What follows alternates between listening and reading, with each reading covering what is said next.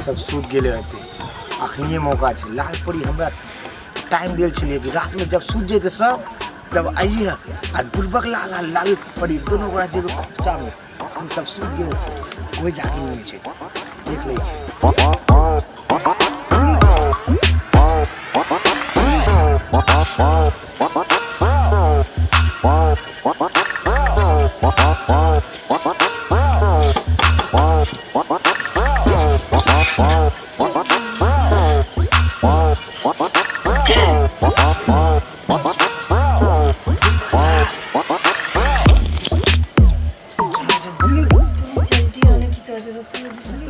अरे तो सूख गया है ना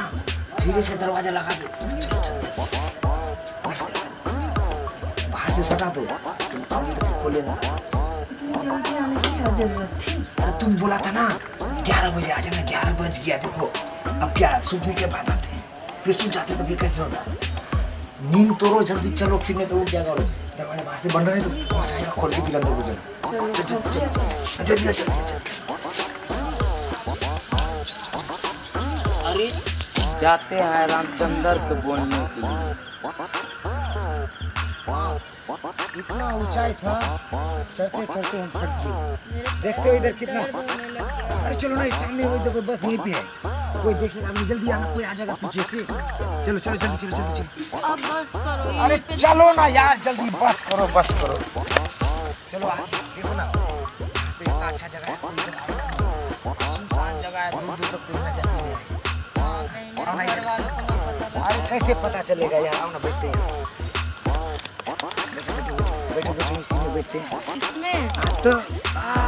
गद्दे की तरह है। गद्दे की तरह लग रहा है ना और तुम्हारा शरीर भी तो गद्दा से कोनो कम है का बाप रे बाप शादी तो कर लोगे ना? अरे यार शादी तो करना ही है जब भी आते हैं मिले खाली शादी में क्या पड़ा है यार शादी तो एक दिन करना ही है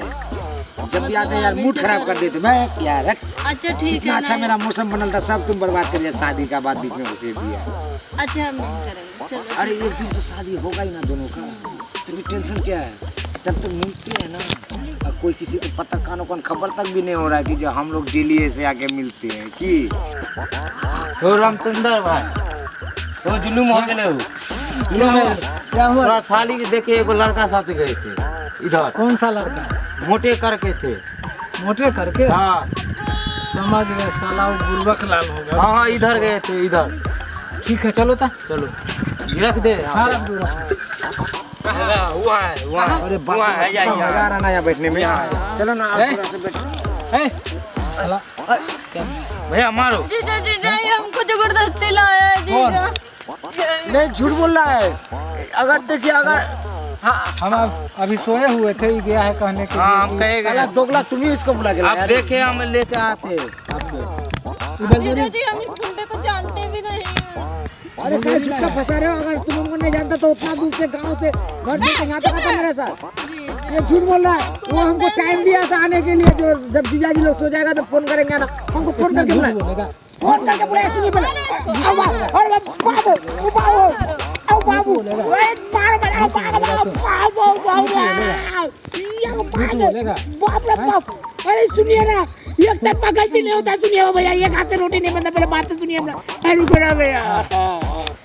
तुमको उठा के लाया है ना ये हाँ जीजा नहीं एक हाथ से रोटी नहीं बनता भैया दोनों हाथ से बनता है कम से कम हमारा गलती है मानते हैं लेकिन एक बार अपना साली से पूछो वो जब घर से आ रहा था तो हल्ला करके किसी को बोला